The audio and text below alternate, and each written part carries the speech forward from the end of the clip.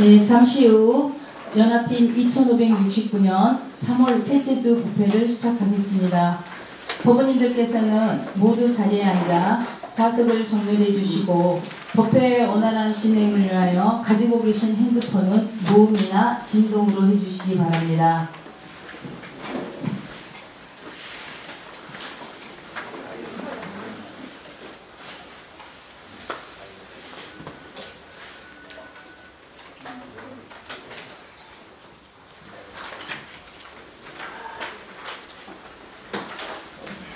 안녕하십니까. 연합회 총무부장 김옥희입니다.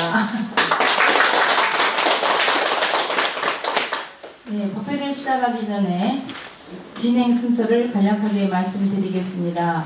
먼저 3기 우리말 반야신경, 참불과 우리도 부처님같이 청법과 입정, 그 다음에 법문, 발언문, 새신도 소개, 그 다음에 세법부 환영가를 하겠습니다. 그 다음에 회장님 공지사항, 그 다음에 사원선언, 정중 그 영화, 사내과 사진 촬영 끝으로 법회를 진행하겠습니다.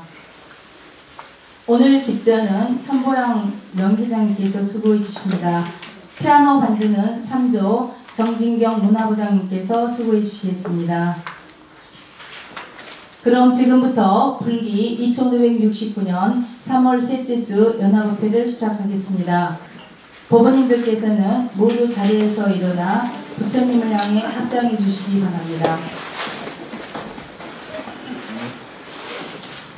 먼저 3기와 우리말 반야신경을 반주와 목탁에 맞춰 다 함께 동정하겠습니다.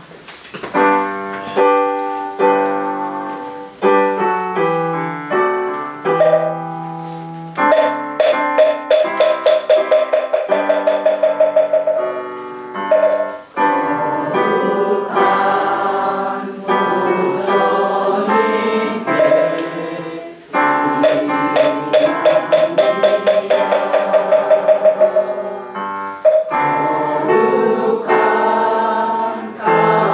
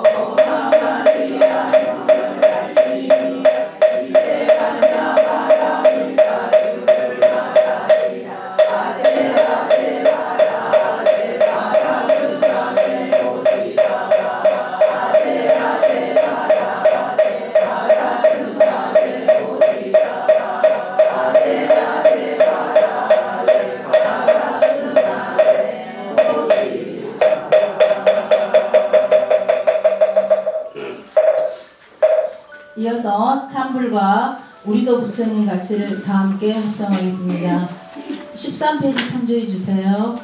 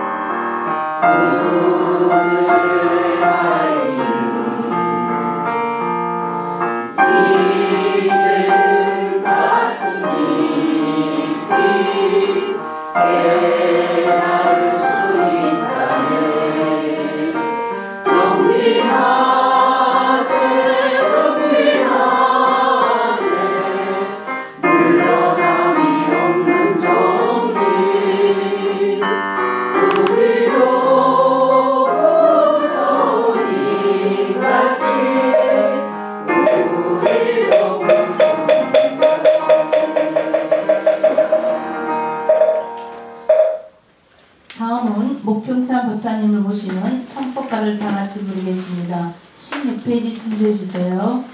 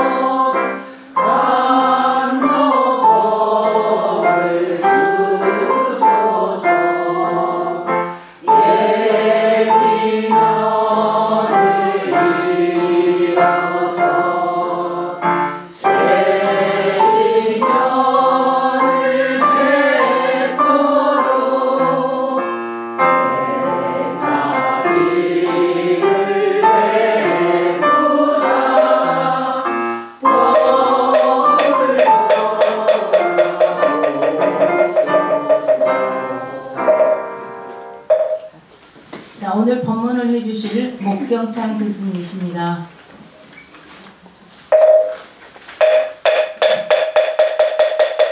네, 반갑습니다. 반갑습니다. 네.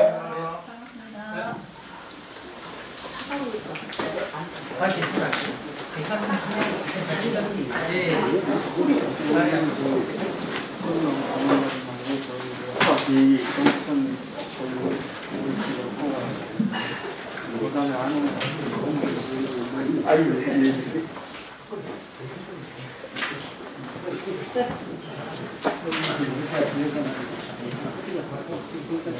잠시 법문에 앞서 우리의 마음을 가다듬는 입정이 있겠습니다. 죽비에 맞춰 다 함께 입정하시겠습니다.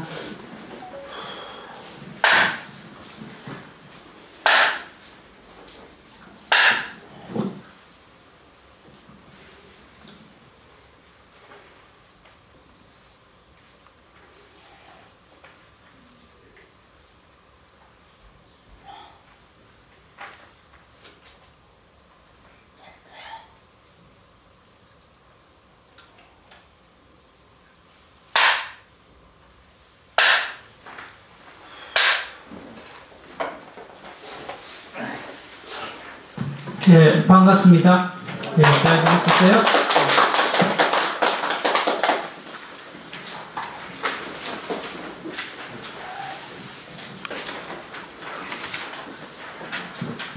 봄비가 따뜻해질 줄 알았더만 더 추워졌어요. 네, 따뜻하게 다니시고요. 네, 다음 주 화요일까지인가 또 춥답니다. 네, 따뜻하게 다니시고요.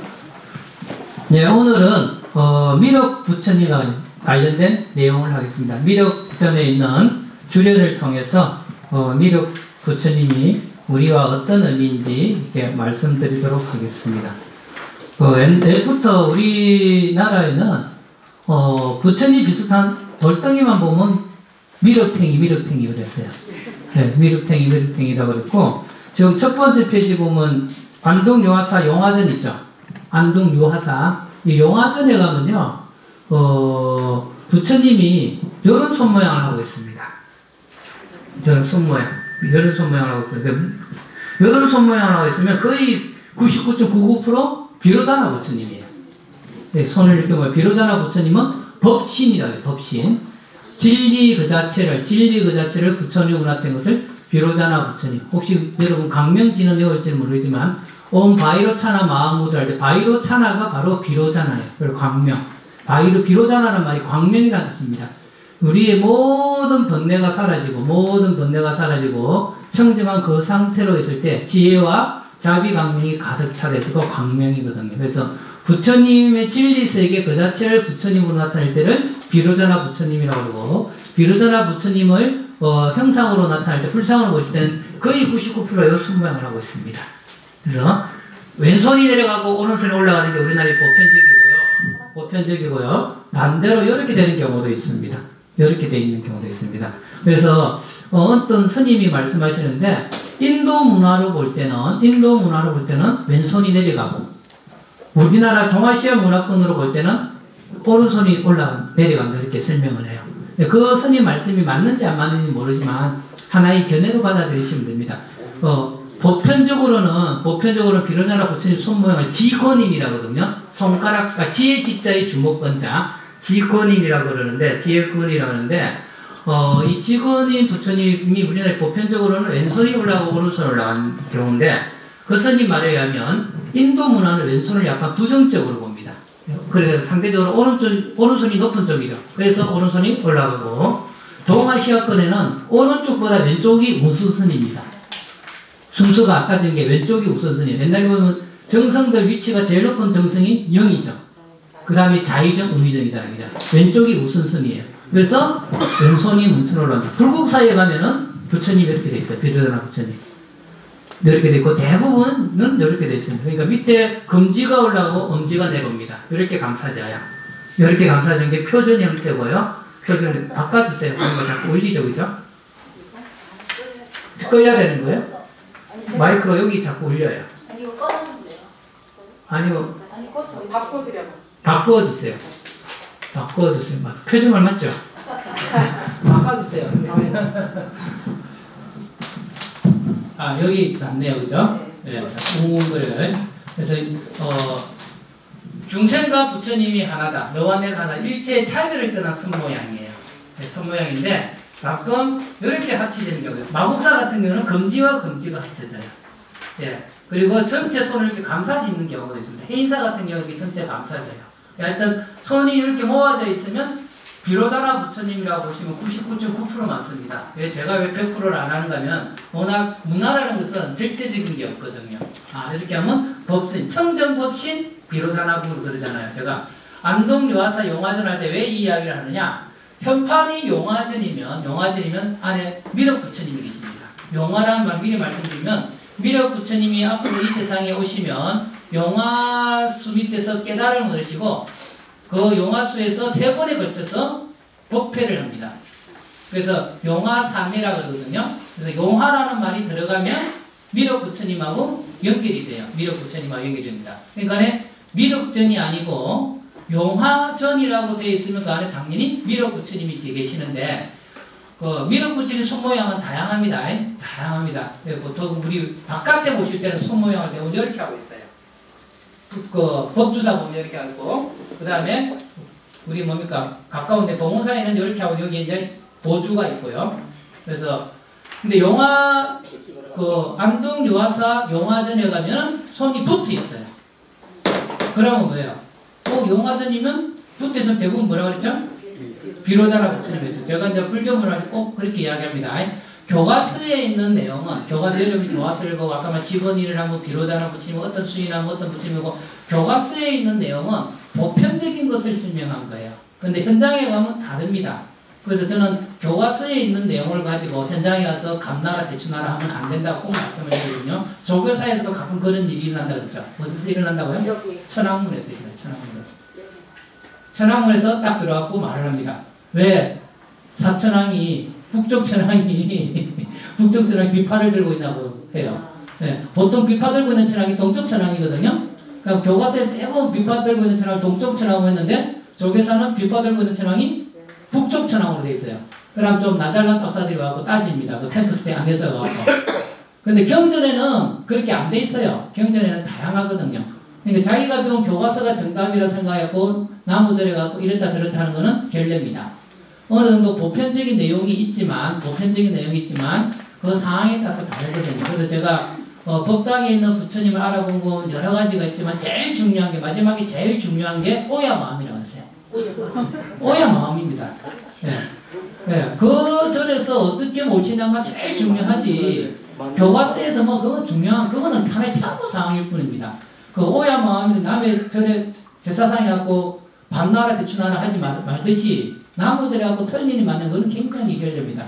이왕 제사 이야기 나온 게 말씀드렸지만 저보다 한번 말씀드렸는지 모르겠지만 저희 집에는 설날날 떡국을 올린 지 한 번도 없어요. 교과서에 보면 떡국 넣는다 돼 새날에. 우리는 떡국 먹은 지 한 번도 없습니다. 그래서 제가 아직도 나이를 안 먹어 철이 없어요. 진짜 떡국 먹은 적이 없어요. 지금도 떡국을 안 올려 우리는. 설날 떡국 안 올립니다. 또 언제 먹습니까? 떡국 자체를 평소 때 먹던가 안 먹던가. 근데 떡국 먹을 정도면 부잣집이에요. 어릴 때 떡국 먹을 정도면 부잣집입니다. 그 부산 거기 영도가요. 대구 옛날에 피난 때 내려오는 사람들이 달동네에 사는 사람들이에요. 지금 가장 어르신들이 많이 나와갖고 흥가가 많은 동네가 그 영도 산꼭대기 동네거든요. 그 동네 제가 살았거든요. 그 동네 살았습니다. 그러니까 떡국을 먹을 정도면 부잣집이에요.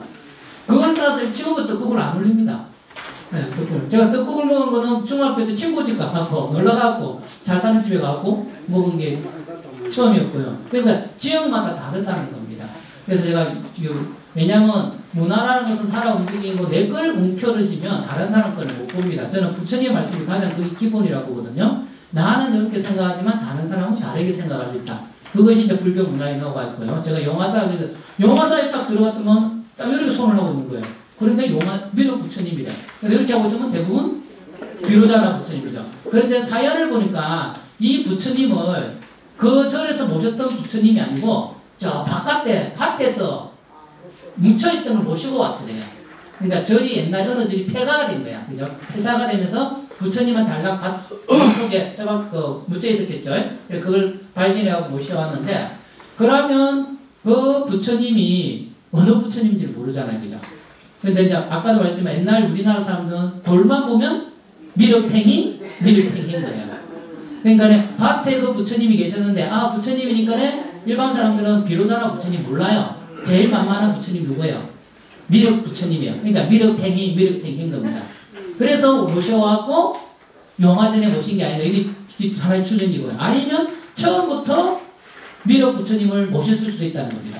처음부터 미륵 부처님을 모셨을 때 손모양을 이렇게 쓸 수도 있고 처음에는 비로자나 부처님을 모셨는데 그 사람들이 나중에 보니까 그 밭에 부처님이 뾰족하게 있길래 미륵탱이 하고 미륵탱이가 됐을 수도 있다는 겁니다. 그래서 밭에 놔두면 안 되겠다 싶어서 법당에 모시다 보니까 사람들한테 미륵 부처님으로 모셨으니까 문패는 뭐로 해야 돼요?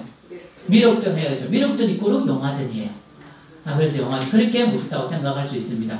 우리가 보면 우리가 모셨던 부처님이 이름을 바뀌는 경우가 종종 있습니다. 여러분이 가끔 가셨거나 가고 싶어하는 그 갓바이 부처님 있잖아요. 갓바이 부처님이 지금 약사 부처님이에요. 약사 부처님인데 50년 전에는 미륵 부처님이었어요. 네, 50년 전에는 미륵 부처님이고 또 그 이전에는 어떤 부처님인지는 몰라요. 처음에 어떤 부처님으로 모셨는지 모릅니다. 갓바이 부처님은 손 모양이 요 부처님처럼 요 부처님이에요. 요 부처님은 약사 부처님 이렇게 되어 있어요. 이렇게. 손 모양 이렇게 하고 있으면 대부분 석가모니 부처님이에요. 100% 아닙니다. 이렇게 하고 있으면 한 95%가 석가모니 부처님이에요. 석가모니 부처님인데 그래서 어느 부처님을 조성했는지 몰라요. 무슨 부처님을 조선인지 모르는데 제가 알기로 원래는 저는 약사 부처님 때 친했거든요. 약사 부처님 때 친했는데 강의를 하다 보니까 그 50년 지금으로부터 한 50년 전에는 미륵 부처님이었대요. 미륵 부처님이었는데 미륵 부처님 때는 좀 인기가 없었나 봐. 그래서 이 부처님이 약학 전문 대학원가 학위를 안 받아요. 약사 자격증을 받아오는 순간 대박이야. 그러면 약사 부처님은 뭐가 있어야 돼요? 약함이 있어야 되죠. 그죠? 그 약을 보면 약간 얄팍한 게 하나 있대요. 여기 딱 보면 얄팍한 게 많은 게 있는데 저 같은 사람 같은 경우는 약함이 아니고 그 갑바이 부처님이 노천에 있다 보니까 엄지손가락이 비바람이 퉁퉁 부은 거야. 무면의 약사도 있다 그랬잖아요. 그죠? 약함이 반드시 있는 건 아니에요. 그만큼 미륵 부처님은 우리들한테 가깝기 때문에 뭐만 보면 미륵탱이 그랬어요. 불미륵탱이 그랬습니다. 그래서 여러분 안동 유화사 영화전 사람들이 잘 모르는데 제가 한창 많이 다닐 때 유화사라는 이름을 자꾸 한번 가봤습니다. 평평한 곳에 있는데 그래서 영화전에 갔더만 그런 특이하게 생기신 미륵 부처님이 계시더라고요. 그래서 이제 미륵 부처님과 가까운데 왜 미륵 부처님이 우리 산에 가까우냐? 정통 우리나라 삶이 굉장히 힘들었어요. 특히 고려시대 정도나 그렇게 지나면서 굉장히 힘들었습니다. 조선시대도 힘들고 사람들이 힘드니까 지금의 불교는 어떤 분을 중심으로 하는 불교냐? 석가모니 중심으로 하는 불교예요. 석가모니 부처님 다음에 오실 분이 미륵 부처님이거든요. 미륵 부처님. 근데 지금 불교를 하고 계신 분들의 모습들 보니까 전혀 대중과 호흡을 하지 못하고 그냥 대중들한테 정확하게 와닿지는 않은 겁니다. 그래서 지금의 시대는 간 것 같아.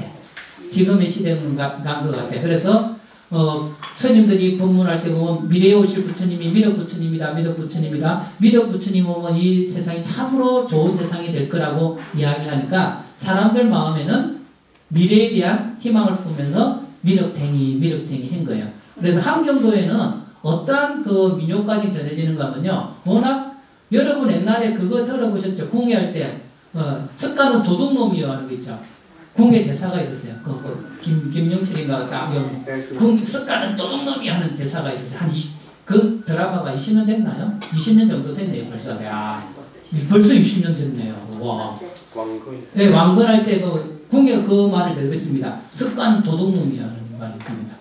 그와 관련된 민간 이야기가 전해져요. 어떤 이야기인가 하면요.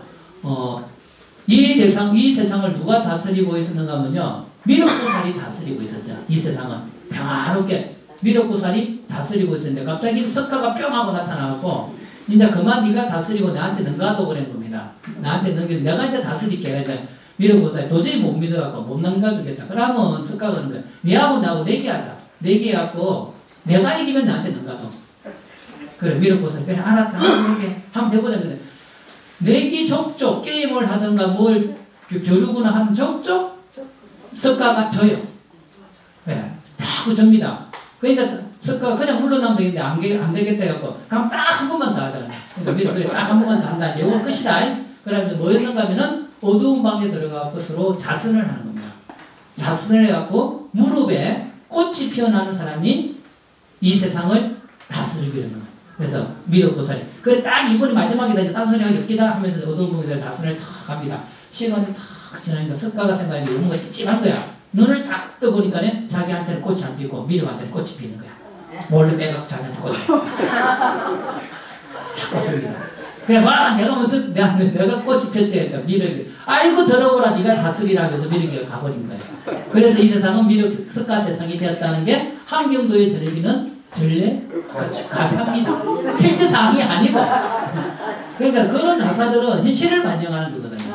현실을 반영하는데 석가모니 부처님의 가르침으로 진행되는 이 땅의 불교가 대중들한테 정확하게 다가가지 못했다고 보는 겁니다. 저는 사실 그 정확하게 역사 공부는 안 했지만 조선시대에 불교가 많이 핍박당한 거는 그 고려시대의 모습 때문이 아닌가 생각이 들어요. 만약에 고려시대의 불교가 정확하게 대중들과 호흡하고 올바른 방향을 제시했다 그러면 아무리 유교가 뛰어나도 대중들이 그걸 못 받아들였을 겁니다. 대중들이 못 받아들이면서 조선시대도 계속 이어졌을 건데, 가령 고려말의 그 역사적인 상황을 보면요, 고려말의 역사적인 상황을 보면요, 남자들의 대부분이 스님이에요. 그러니까 성적만 걸어 놓는 겁니다. 그리고 이 땅의 대부분이 절땅이에요. 우리나라 땅이 논밭이 대부분 절땅입니다. 서류상으로. 왜 그랬겠습니까? 명의신탁을 해놓은 거예요. 명의신탁을 해놓으면 세금을 안 내요. 내가 땅 많은 사람이야. 땅 많은 사람이야. 그럼 절하고 짝짝꿍해갖고 절땅으로 등록을 해놓은 거야. 그리고 남자들 같은 경우는 의무가 있잖아요. 국방의 의무나 등등 있잖아요. 그거 안 가려고 짝퉁 서류를 해갖고 출고한 것처럼. 그래서 저는 그 고려말 때 역사를 보면요, 와, 이렇게 절땅이 많나.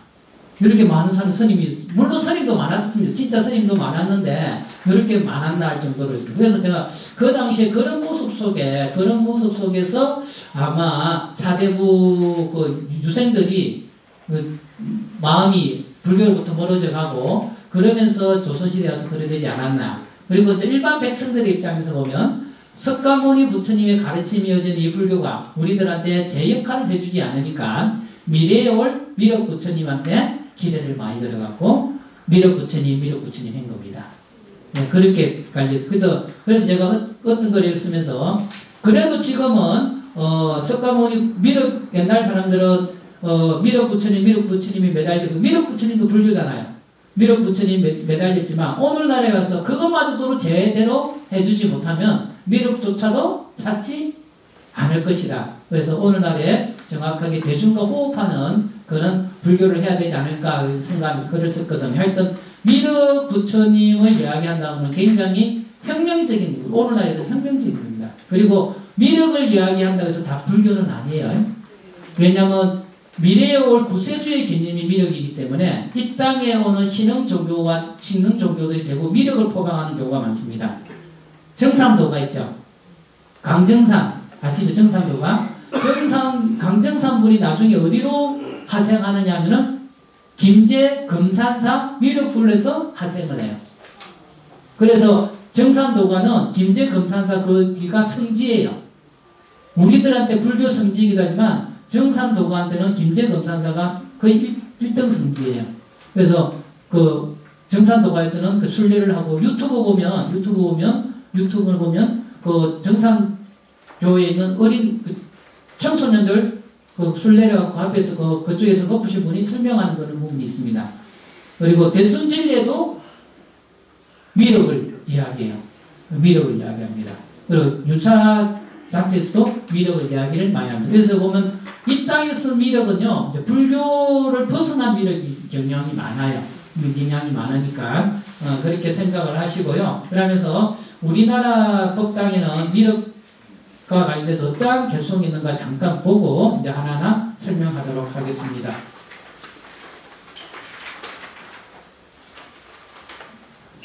일생보처보살이신 미륵보살, 번뇌단지 복지원 미국 일생보처전 적강토중 불유의 방대강명 조구라 갱시 7변 지은음 보아오성 지성중. 한번 읽어봤고요. 풀이해 보겠습니다. 번뇌를 다 끊고 복덕과 지혜가 원만하며 최고 단계 일생보처보살이 위치하시다. 미륵보살입니다. 미륵보살이라고 합니다. 미륵보살이 번뇌를 다 끊고 복덕과 지혜가 원만하며 최고 단계인 일생보처보살에 위치하시다. 일생보처보살은 좀 이따 설명하겠습니다. 적강토 가운데 머무르지 않고 큰 강명을 놓아서 부처님을 도와 교화하신다. 7가지 말제주의 언어로서 널리 전하여 오승의 성중을 널리 교화하시다. 여기 보면 일단 일생보처란 말을 설명할게요. 일생보처는 한 번 더 태어나고 부처님이 되는 분을 일생보처보살이라고 합니다. 한 번 더 태어나고 부처님이 되는 분을 일생보처보살이라고 합니다. 가령 석가모니 부처님도 도솔천에 있다가 여기 태어나고 부처님이 됐죠. 여기 태어나기 전에 도솔천에 계실 때 그 석가모니 부처님이 호명보살이죠. 호명보살이 일생보처보살이에요. 호명보살이 일체보서보살입니다. 왜냐하면 한 번도 이 땅에 태어났죠? 그리고 태어나갖고 부처님이 됐잖아요. 이런 경우를 일생보처보살이라고 합니다. 미륵보살도 지금 도솔천에 계시잖아요. 그죠? 도솔천에 있다가 한 번 태어나야 돼요. 다시 이 땅에 태어나서 부처님이 되잖아요. 그래서 일생보처보살입니다. 여러분이 극락에 가면 최종적으로 일생보처보살이 됩니다. 극락에 가면. 극락에 가면 그 부처님 아미타 부처님 세상에 있는 극락에 가면 늘 즐거움만 가득한 상태에서 법문을 듣다가 이제 최고의 경진 일체보처보살이 됩니다. 극락에서는 여러분이 부처님이 안 돼요. 왜 안 될까요? 한 세계는 한 부처님밖에 없어요. 극락에 가고 다 부처님 되면 어떻게 돼요? 아미타 부처님은 막먹을 할 거 아니에요. 네, 한 세계는 한 부처님. 그러니까 극락에 태어나서 법문을 듣고 부처님의 위치에 되지만 거기서는 부처님이 안 되고 자기가 다음을 내다보는 겁니다. 그걸 일생보처보살이에요. 일생보처보살. 저 위에 지금 미륵 부처님이 미륵보살님 계신데 그분이 일생보처보살입니다. 일생보처보살 뜻 아시겠죠? 그래서 일생보처보살입니다. 그렇게 이야기하고 설명할게요. 그리고 보면 첫 번째 줄 복덕가지에 이거는 부처님이 가지고 있는 두 가지 큰 공덕이라고 했죠. 우리 보면 약사 부처님 좌우로 문수보살과 보현보살 있죠. 그죠? 문수보살과 보현보살은 석가모니 부처님이 가지고 계신 모든 부처님이 가지고 계신 두 가지 공덕을 둘로 나타낸 겁니다. 한쪽은 지혜, 한쪽은 자비 또는 복덕 또는 방편이에요. 여기는 복덕을 쓰죠.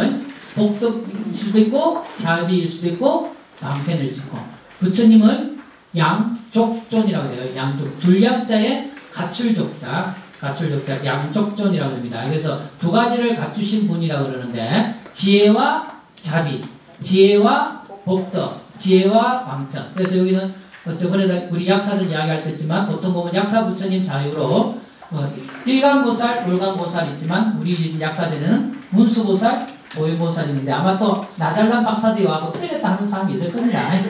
나잘난. 그래서 제가 말했죠. 틀린 게 아니다. 왜냐면 모든 부처님은 두 가지 공덕을 갖추고 있어. 지혜와 자비, 지혜와 복덕, 지혜와 방편. 그래서 지혜 부분은 문수보살, 지혜, 방편, 복덕 부분은 보현보살로 나타냅니다. 그래서 문수보살과 보현보살은 별도의 문수보살, 별도의 보현보살일 수도 있지만 부처님이 가지고 계신 공덕을 두 보살로 나누어 나타냈기 때문에 약사 부처님 좌우로 문수보살, 보현보살 모시도 우리의 교리상은 틀린 게 아니다. 물론 습관적으로는 약사 부처님 좌우로 일간보살, 불간보살 모시고 있지만 이렇게 모시도 틀린 것은 아니다. 여기도 마찬가지로 모든 보살님은 부처님은 두 가지를 갖추고 있죠. 그러니까 복덕과 지혜와 복덕을 가지고 있다는 거예요. 지혜와 복덕을 가지고 있다. 그러한 점 미륵 부처님에서 잠깐 보겠습니다. 미륵은 범으로 마이뜨레야예요. 마이뜨레야. 자비 우중의 뜻으로 자라고 표시합니다. 여기 중요합니다. 불교는 자비 그러잖아요. 그죠? 자비할 때 자자가 이게 마이뜨레야예요. 예. 사랑이라는 뜻입니다. 자비할 때 자자는 사랑이라는 뜻이고요. 비는 연민. 그건 까루나예요. 까루나. 인도말로 까루나라고 그러는데 그것까지 또 기억하실 필요는 하여튼 자는 사랑이고 비는 연민이에요. 연민. 그래서 자에 해당되는 인도말이 마이뜨레야. 그걸 음으로 표현한 게 미륵. 그래서 뜻은 뭐라고 그랬죠? 마이뜨레야가 자비할 때 자죠. 그래서 미륵보살을 자시보살이라고 해요. 자시보살. 이 자자가 표현된 건 아까 김제금산사 있죠? 김제금산사가 뭐 현판이 3개 있어요. 미륵전, 용화지혜, 그 다음에 마지막에 뭐가 있는가 하면은 자시보전이라고 있어요. 자사시보전. 네, 자시보전. 네, 미륵보살을 자시보살이라고 합니다. 자는 사랑이라는 뜻입니다. 그래서 일생보처보살은 현재 도솔천에 계십니다. 도솔천을 이제 그거는 음을 쓴 거고 풀이하면 지족천입니다. 아까 제가 양족존 했죠? 그 족자입니다. 그러면 뭡니까? 지족이라는 뜻은 무슨 뜻이겠습니까? 족함을 한다. 자기 지현 상태에 자기가 풍족함을 한다. 요 정도면 적당함을 한다. 소욕지족이란 말이 있어요. 소욕지족. 수행하는 데서 가장 중요한 마음입니다. 소욕지족. 욕심을 적게 하고 족함을 한다. 뭘 자꾸 갈구하는 게 아니고 지금 내가 수행하는데 요 정도 옷 한 벌 입으면 돼. 요 정도 한 끼 밥 입으면 돼. 이렇게 족함을 나눕니다. 소욕, 지족, 소욕, 지족. 네, 지족, 족함을 한다. 족함을 모르니까 끊임없이 뭘 챙기려고 하니까 괴로운 거예요. 그죠? 30평 있는 사람은 50평도 그립고 50평 있는 사람은 저 더 큰 뭐 타워 팰리스가 그렇고 그러다가 뭘 자꾸 바깥으로 향하다 보니까 마음의 허전함이 생기고 결국 충족하지 못하잖아요. 그죠? 자기가 자꾸 뭔가 앞으로 외형적으로 뭘 하려고 하니까 다른 사람까지 그런 잣대로 보는 거죠. 그래서 내 같은 사람 보면 안 되겠다 그래요. 나 가진 게 없거든요. 이 나이에 이제 집도 없으니까 아이고 안 됐다. 저 나이에 집도 없고 이렇게 합니다. 그것도 저는 행복한데 세금도 안 내요. 행복한데 그죠? 하여튼 도솔척, 지족척 불교에서 족이라는 말이 발족자보다는 갖추다, 충분하다 그런 뜻으로 지족 충분합니다. 이 정도면 충분해. 그런 마음으로 살면 여러분이 행복한데 뭔가 자꾸 부족하다니까 그렇죠? 네, 지족천에 계신다. 도솔천이 지족천이라는 뜻입니다. 자꾸 기억해 놓는 겁니다. 일생 보초보살은 아까 설명한 거 한 번 더 생을 바꿔서 성불하여 이전 부처님을 돕는 보살로서 보살 최고의 단계입니다. 그러므로 미륵보살은 56억 7천만이 지나서 이 땅 사바세계, 사바라는 말은 이 땅이 하도 힘들어서 참지 않고는 살 수 없는 세상이라는 뜻입니다. 사바라는 말이 참지 않고는 살 수 없는 세상. 가미토라에 견딜 감자, 참을 인자. 이 세상이 하도 고달파서 참지 않고는 살 수 없는 세상. 가민토. 견딜 감자, 참을 인자, 흑토자, 가민토라고 해요. 사바. 우리 사바세계 하잖아요. 그죠?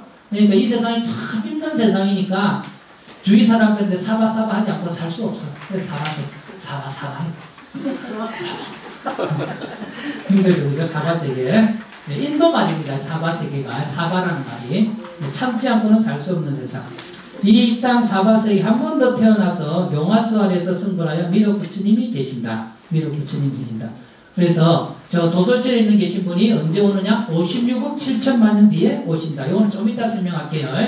그래서 그분이 이제 어찌 보면 미륵부처님은 법신 부처님의 세계인 적항토의 모든 부처님의 근본 자리는 법신입니다.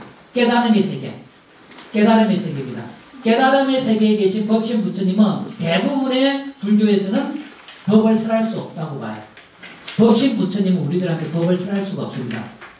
우리 같은 중생들한테는. 뭐 어떤 책에 보면 법신 부처님은 그대로 우리한테 법을 설한다고 하지만 그거는 일생 보살 지혜에 간 분이 법신 부처님의 설법을 들을 수 있지만 저희들 같은 중생들은 들을 수가 없어요. 법신 부처님은 법을 설할 수가 없습니다. 그럼 누굴 통해서 법을 설하느냐? 법신이 아닌 화신을 통해서 법을 설합니다. 그래서 우리 눈에 보이는 부처님은 화신 부처님이에요. 법신이 있고 화신이 있어요. 중간에 보신이 있습니다. 그래서 우리 보면 여러분이 스님들이 여부를 할 때나 연가단에 보면 쫙 종이에 쫙 써있는 글자 써있는 거 보면은 청정법신 비로자나고 원만보신 노사나불 천백억 화신 석가모니불. 법신은 진리 그 자체, 보신은 수행자에 따라서 그 공덕을 받은 거예요. 보신. 화신은 중생을 제도하게 나타나신 분. 화신을 응신이라고 해요. 응신 또는 응하신. 중생에 맞게끔 응해져 나타난다. 그래서 우리 눈에 보이는 부처님은 화신입니다. 미륵 부처님이 자기의 그 고요한 자리에 있지 않고 중생을 제도하기 위해서 화신으로 나타났다. 그 말입니다. 그래서 미륵 부처님은 법신 부처님의 세계인 적강토에 머물지 않고 화신불로서 지혜와 자비 강명으로 석가모니 부처님의 일을 도와 중생을 도와하신다. 언제? 56억 7천만 년 뒤에. 그래서 중생의 근기에 맞는 다양한 말재주와 가르침으로 중생들을 해탈과 가르침으로 이끈다. 그래서 여기는 지혜와 자비 강명 앞에 지혜와 복덕했는데 개송에 보면 7가지 말재주가 있고 뭐 등등 있잖아요. 그죠? 다양한 그 중생에 맞는 언어를 써야 되죠. 그 중생에 맞는. 그래서 제가 만약에 진짜 외국어를 알면 외국어로도 대중들을 만날 수 있는데 저는 3개국밖에 모릅니다. 3개국. 한국어, 한문, 신라어. 신라어. 경상도 사투리.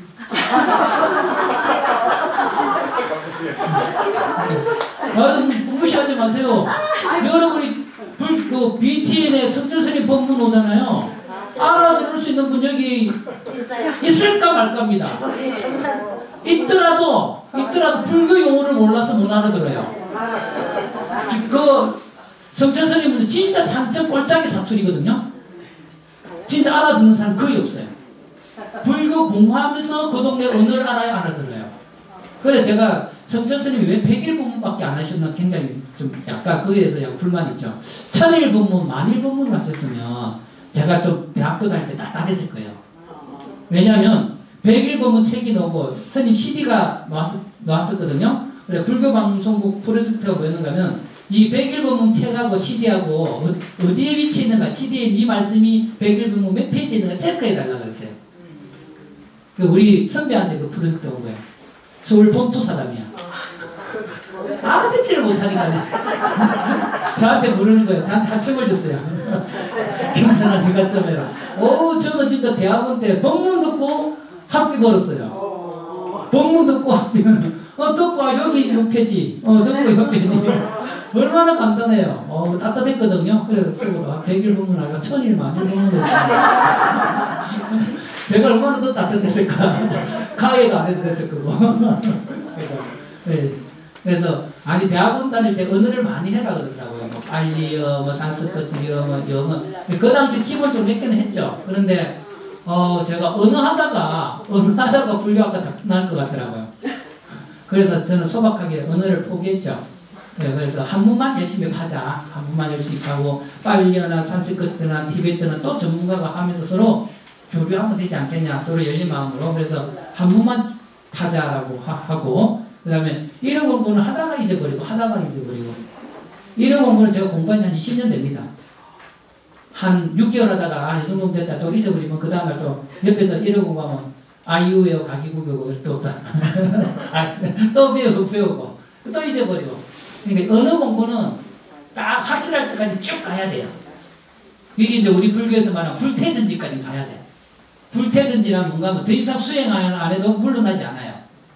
거경지까지 수행을 하듯이 언어 공부도 어느 위치까지 가야 되는데 어느 정도 하다 이 정도면 됐지 않은 순간 시간 지나면 사용을 안 하니까 잊어버리고 사용 안 하니까 잊어버리고. 그러니까 옆에 또 누가 이러 공부하니까 또 같이 하다가 또 간두 이러 공부하다가 간두고. 그래서 지금은 자신 있게 하는 언어가 다 없습니다. 그래서 한문 보는 것만 조금 있고 한자는 많이 모르는데 한문 보는 거는 그래도 나름대로 고민하면 되니까 한문 보는 것만 남았습니다.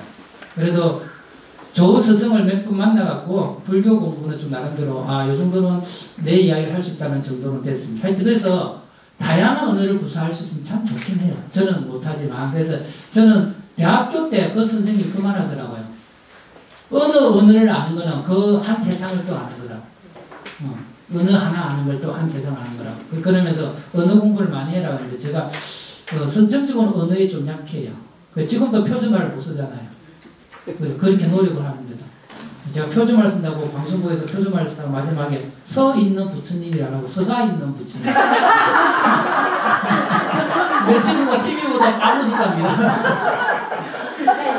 서가 있는 부처님, 서 있는 부처님, 서가 있는 부처님. 여기서 7별 7가지 말도 저렇게 설명하고요.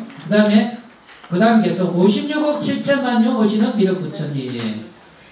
똑같은 앞부분 똑같습니다. 번뇌 단지 복지원 미국일체 모처전 고부 도솔 허제반 원사 용화 조문함 백옥 호의 현복계 자금인상 하지나 번뇌를 담긋고 복덕과 지혜가 원만하며 최고 단계 일생 보처보살에 위치하시던 앞에 나왔죠. 그 다음에 도솔천에 높이 있으면서 오르도록 허락하니 도솔천에 계시면서 우리들로 오도록 허락하니 널리 개성할 용화세계를 만나기 어렵다. 널리 개성할 용화세계라는 것은 56억 7천만이에요. 그러니까 지금 요 두 줄이 미륵신앙을 나타내는 겁니다. 제가 좀 이따 말씀드릴게요. 백옥의 백호는 아득한 법계를 비추고 요거 백호라 그러죠. 부처님 중앙에 있는 거 다시 한번 점 아닙니다.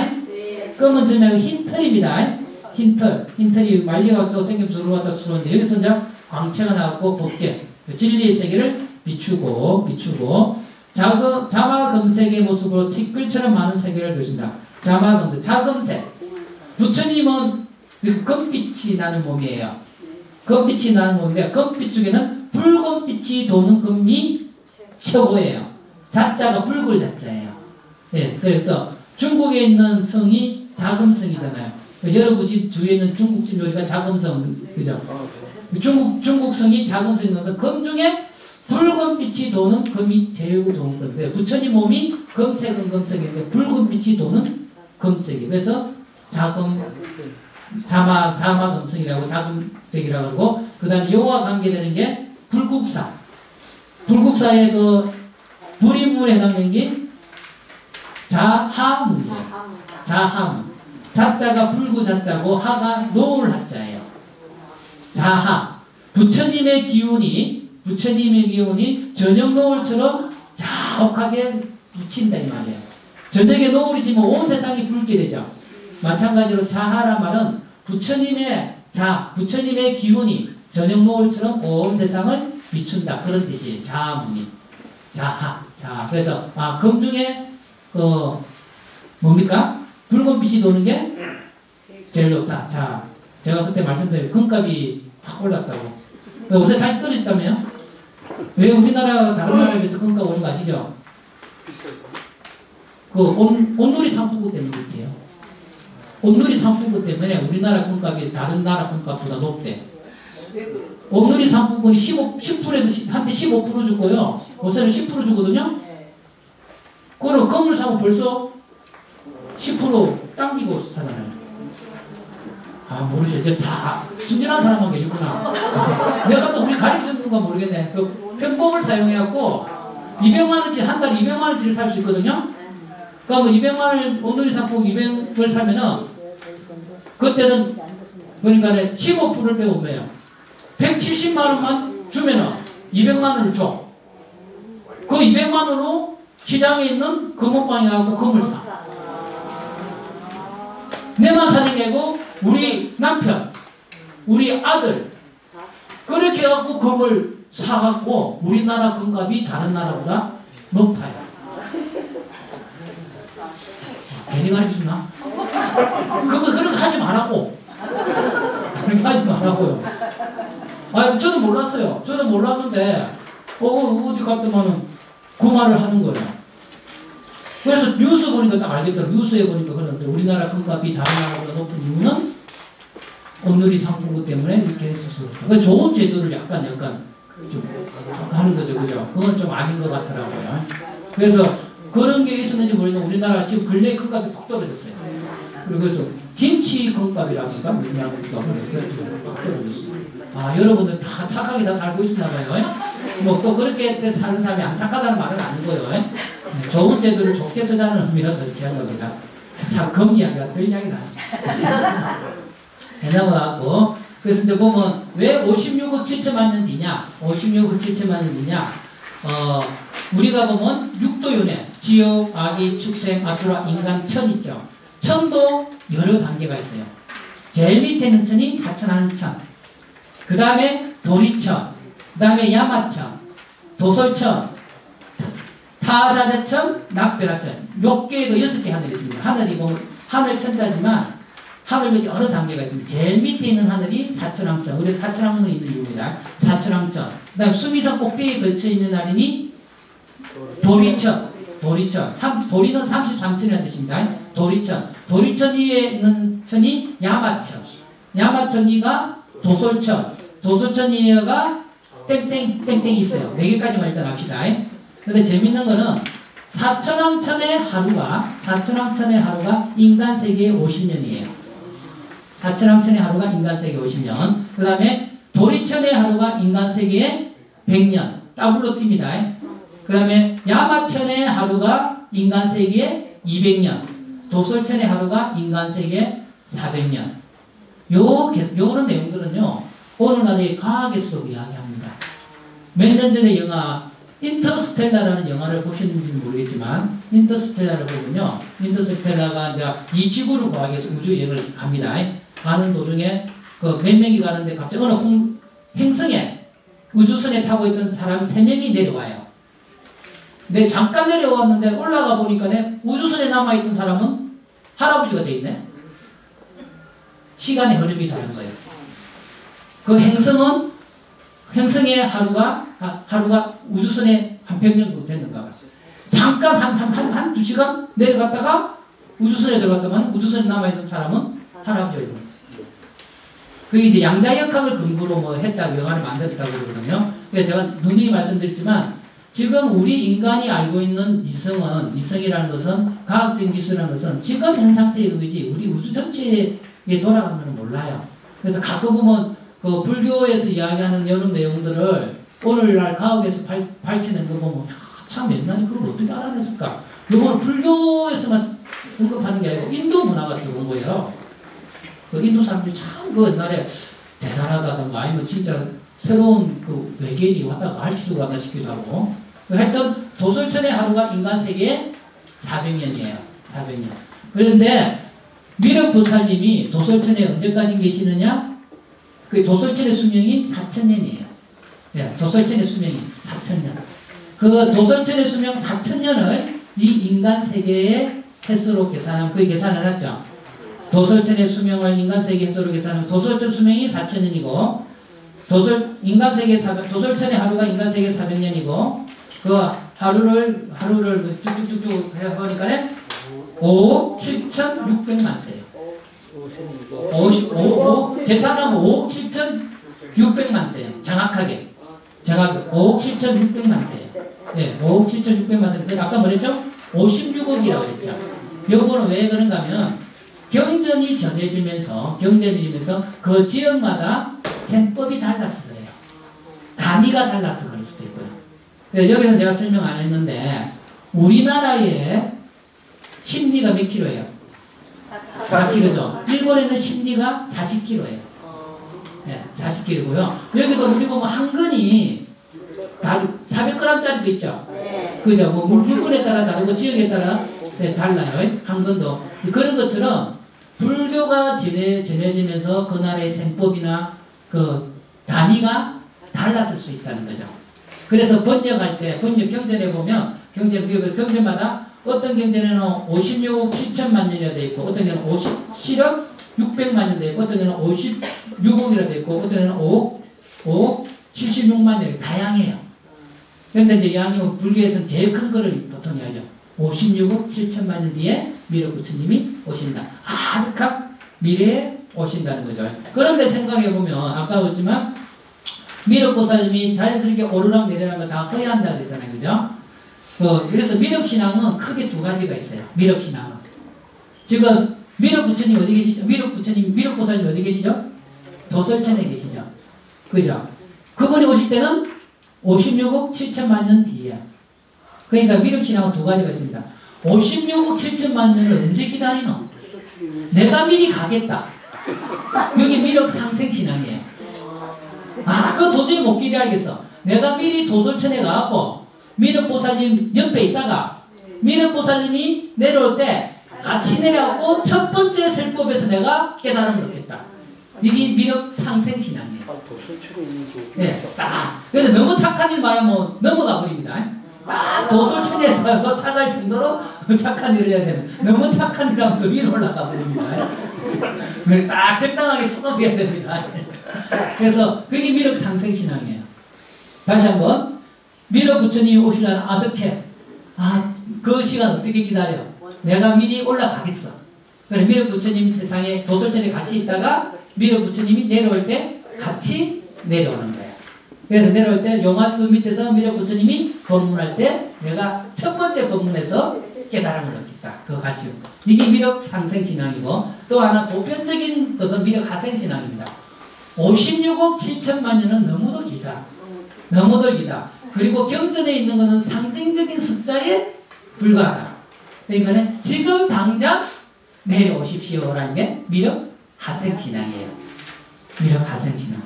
그런데 이 미륵 하생신앙도 또 둘로 나눠집니다. 여러분이 미륵 경전을 보면 재미있는 게 미륵 부처님이 오시는 세상은 이처럼 힘든 세상에 안 오세요. 미륵 경전에는 모든 사람이 계율도 잘 지키고 길바닥에 검은 보화가 떨어져도 안 죽고 우리나라도 지갑 떨어지도 안 주워가잖아요. 검은 보화가 길거리 있어도 안 주워가고 그 다음에 왕다운 왕이 나타나서 이 나라를 다스리고 있을 때 그때 미륵 보살님이 옵니다.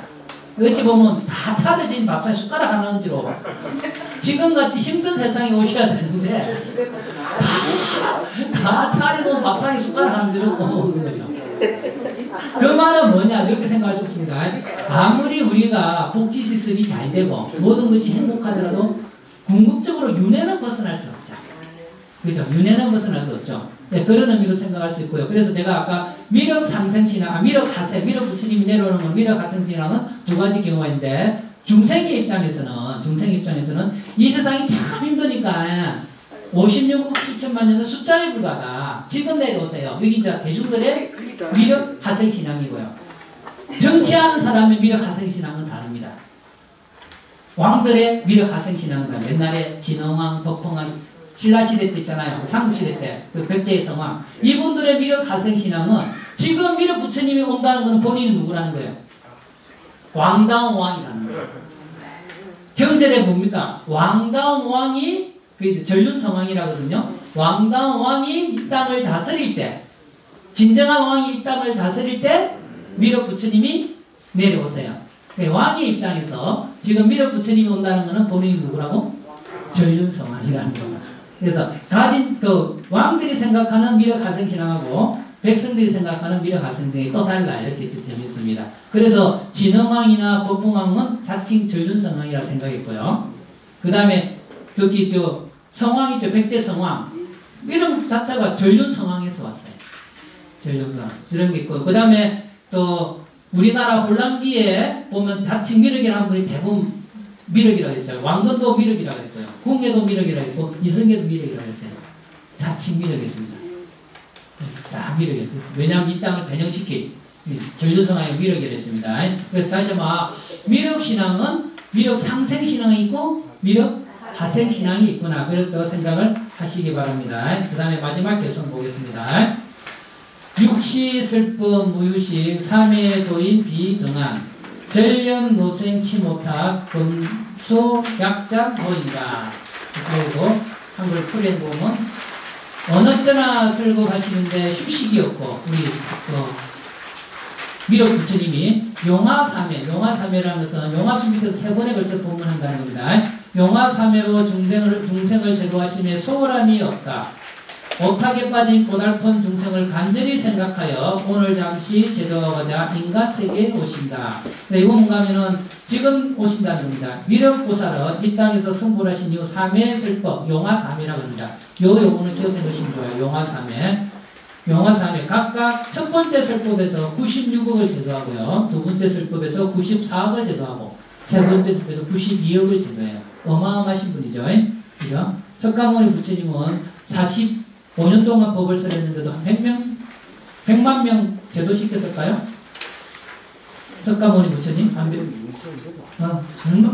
석가모니 부처님은 1000만 명도 제도 못 시켰을 것 같아. 그런데 이 미륵 부처님은 뭡니까? 한 번에 96억, 94억, 92억. 어마어마하시죠? 그래서 약간 미륵신앙은 미륵산행신앙과 미륵하생신앙이 있다. 여기 약간 한 거고요. 그 다음에 마지막으로 금방 마지막으로 했더니 석가모니 부처님은 이 땅에 오시고 45년 동안 법을 선했는데 1000만 명도 제대로 제도하지 못했다 그러면 못했는 반면 그 미륵 부처님은 오자마자 깨달으시고 나서 3번에 걸쳐서 무려 300억에 되는 중생을 제도했어요. 그러면 석가모니 부처님과 미륵 부처님을 보면 어느 분이 더 뛰어나요?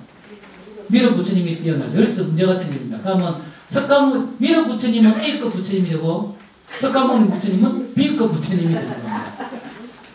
부처님도 등급이 달라져 버리죠. 그래서 이걸 어떻게 해통을 하느냐. 부처님의 능력은 다 똑같아요. 부처님의 능력은 다 똑같은데 그 부처님이 제도할 중생에 따라서 나타나는 능력이 다르다는 겁니다. 그 중생에 따라서 다른 겁니다. 만약에 부처님마다 능력이 다르면 어떻게 됐습니까? B급 부처님은 A급 부처님 되려고 수행을 또 해야 돼. 부처님이 수행한다는 건 말이 안 되죠. 부처님 그 자체가 완벽하신 분이니까.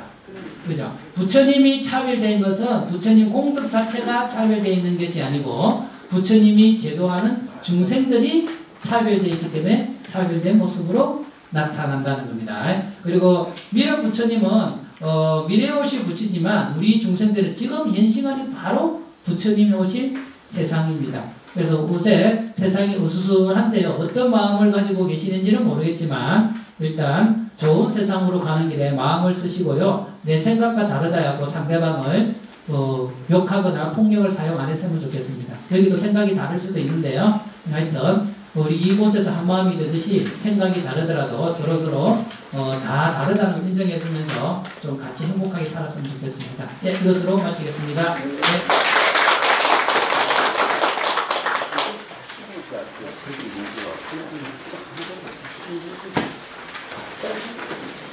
오늘 미륵 부처님에 대해서 많은 공부를 했습니다. 목경찬 교수님께 큰 박수 보내주세요.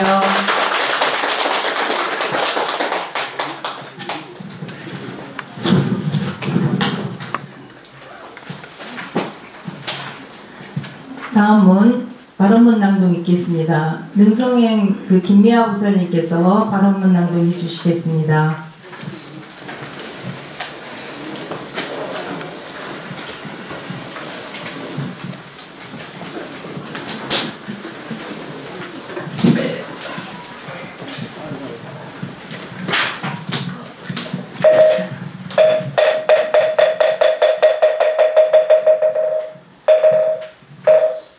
발언문.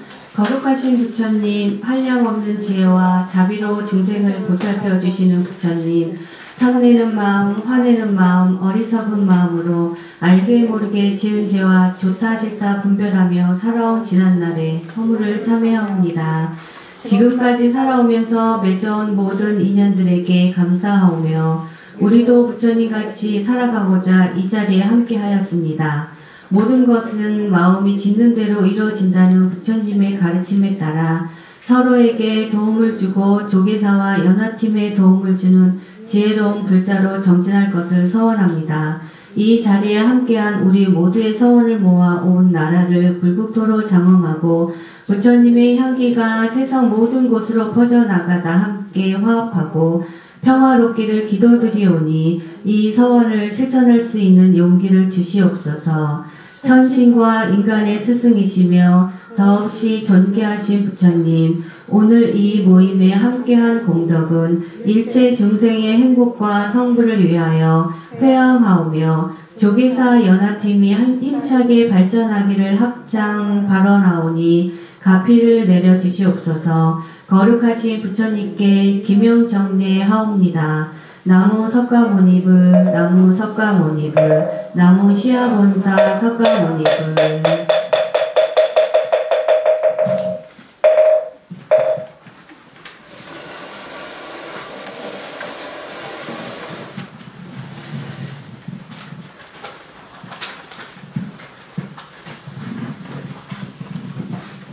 자, 모두 자리에 앉아주십시오. 오늘 새로 나온 법원이 계신가요? 네, 오늘은 안 계신 것 같고요. 연합업회 활성화를 위해서 많은 법원님 새로 많이 모시고 왔으면 좋겠습니다.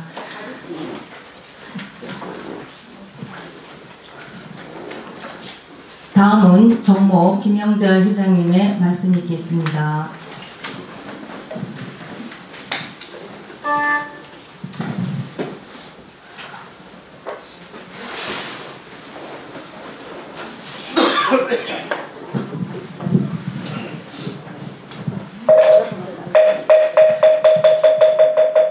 안녕하십니까. 정모 김영자입니다. 오늘 또 이렇게 나오셔서 반갑고 감사합니다.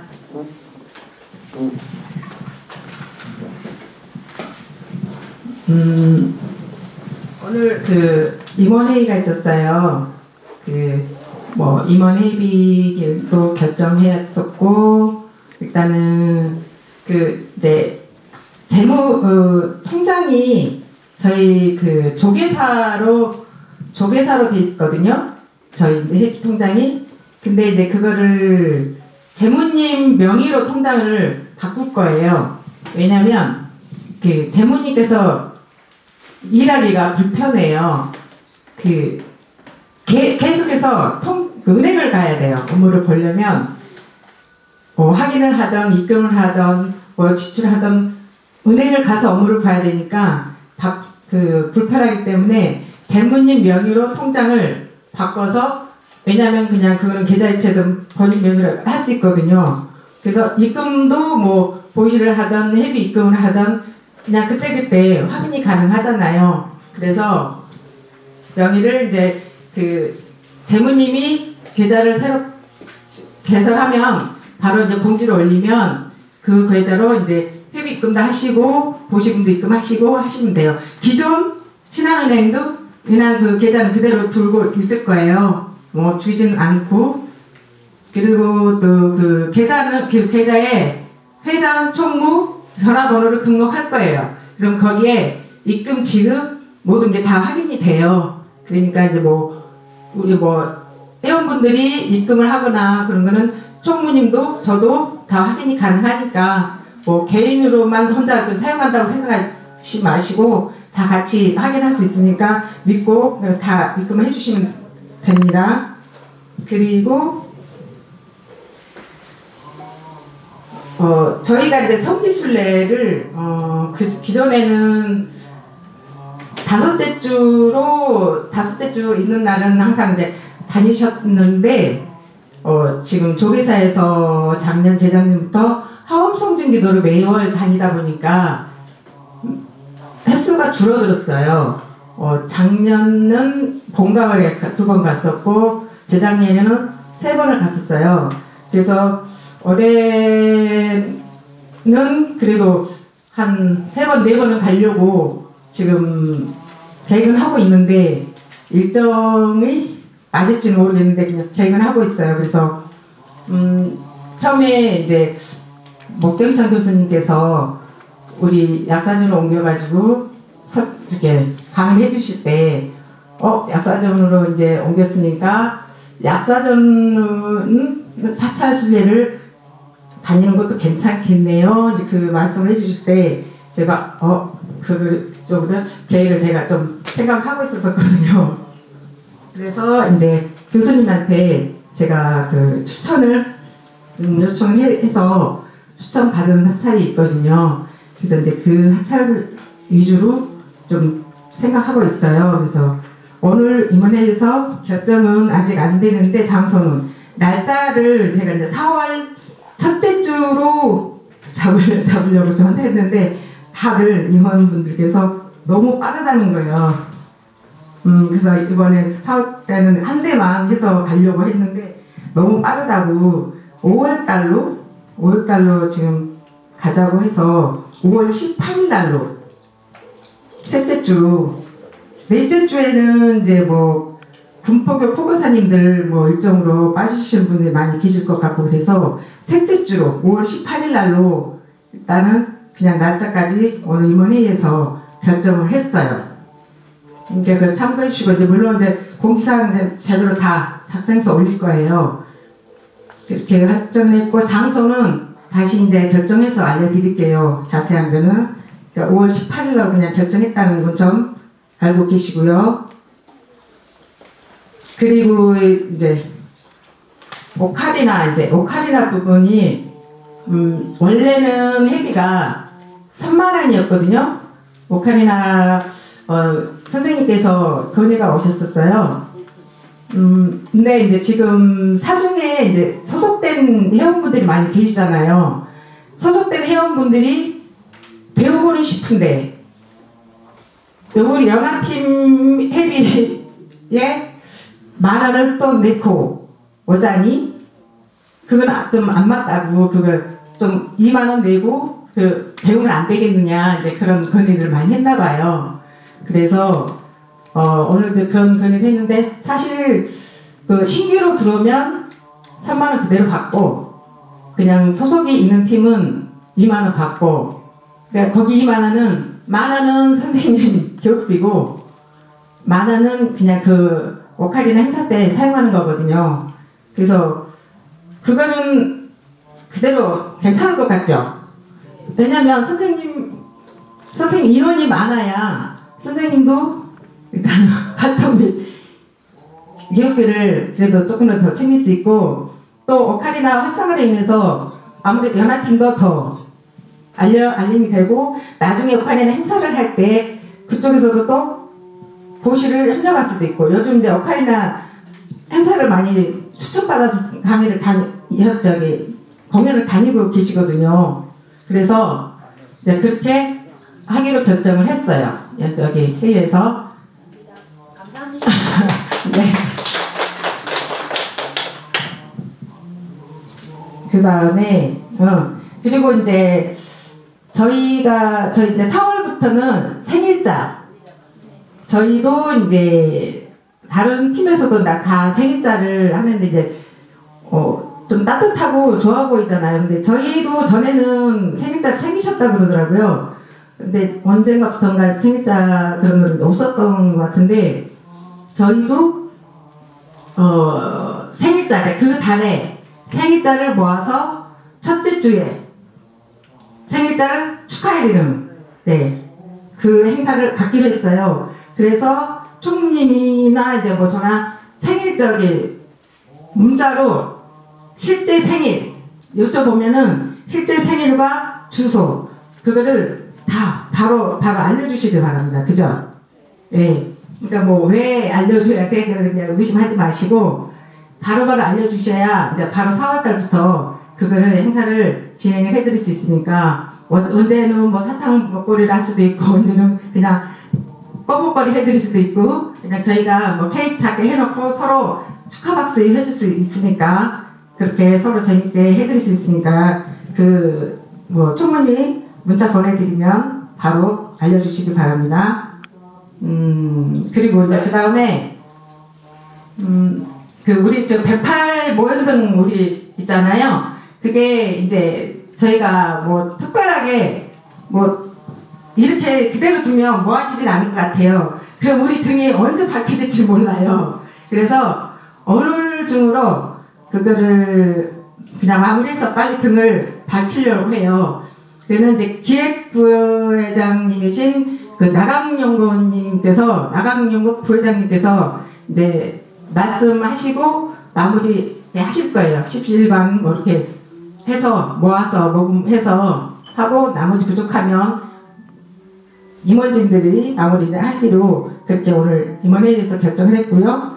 또 저 들어가면 나강연 부회장님 모실 거고, 오늘 또 이 행사 끝나면 법백 마치면 또 김미아 능선행 차장님께, 총무 차장님께서 지난번에 자녀 결혼으로 인해서 보시금 30만 원도 했는데 굳이 또 식사까지 모시고 싶다네요. 그래서 오늘 끝나면 유아몰이 집으로 가셔서 식사 꼭 드시고 가주시기 바랍니다. 자, 감사합니다. 이만입니다. 나강연구 부회장님, 자, 잠깐 모시겠습니다. 감사합니다. 노인 담당 부회장 나강연구입니다. 저 방금 우리 회장님께서 말씀을 해주셨지만, 지금 우리한테 각 팀에 배정된 이 득이 있어요. 그 중에서 이제 108득이라고 그래가지고 가장 메인이 되는 등이 있습니다. 근데 이것이 어느 개인이 이렇게 하시는 것도 좋습니다.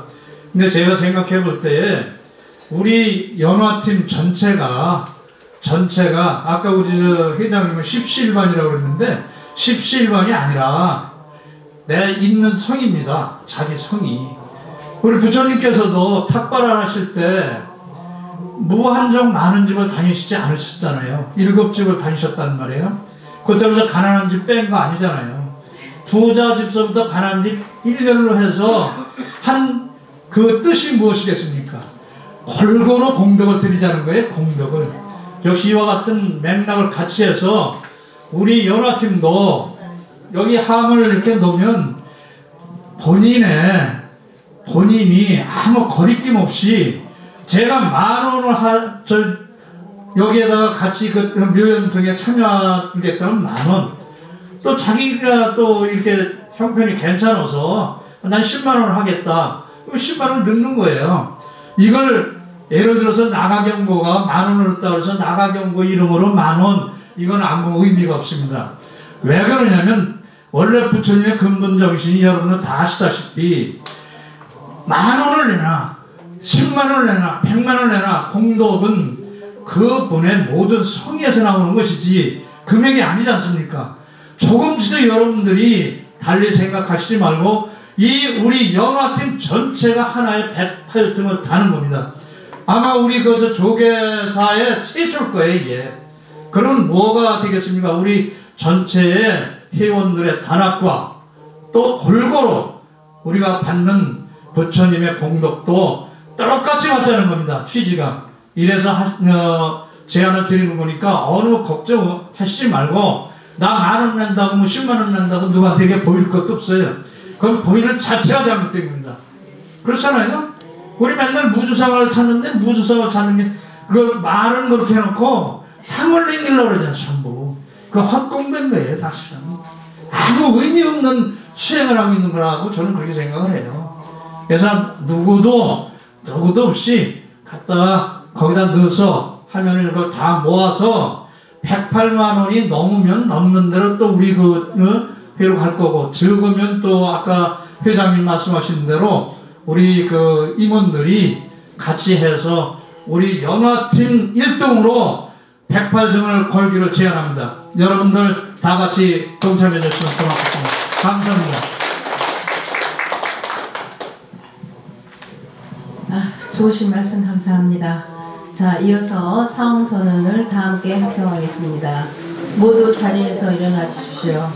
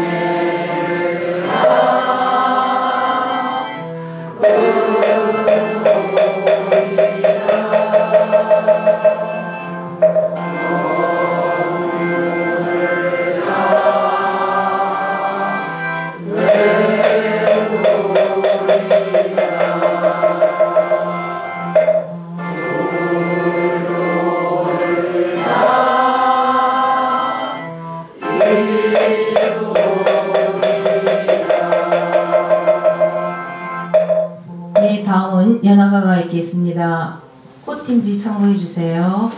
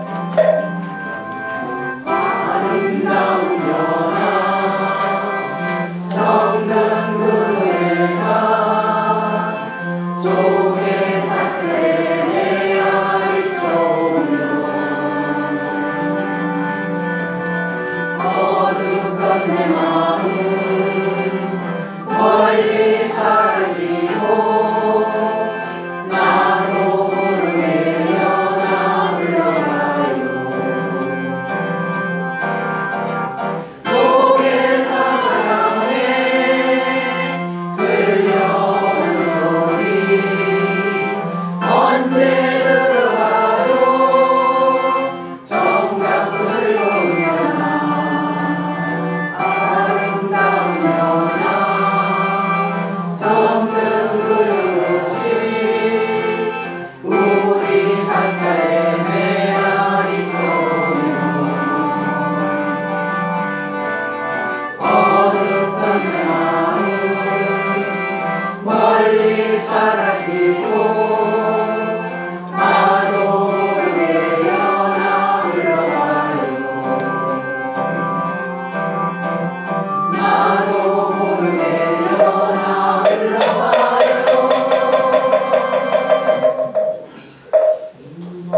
다음은 가운데 방향으로 마주보시고 사내가가 있겠습니다.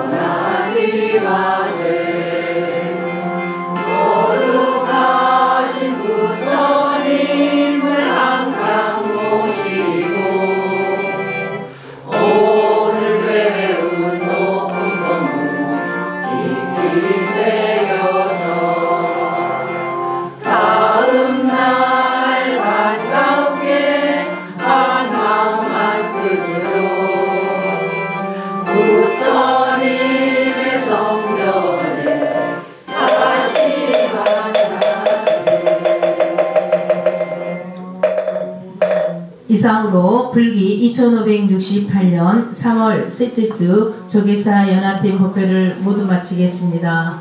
감사합니다. 성불하십시오.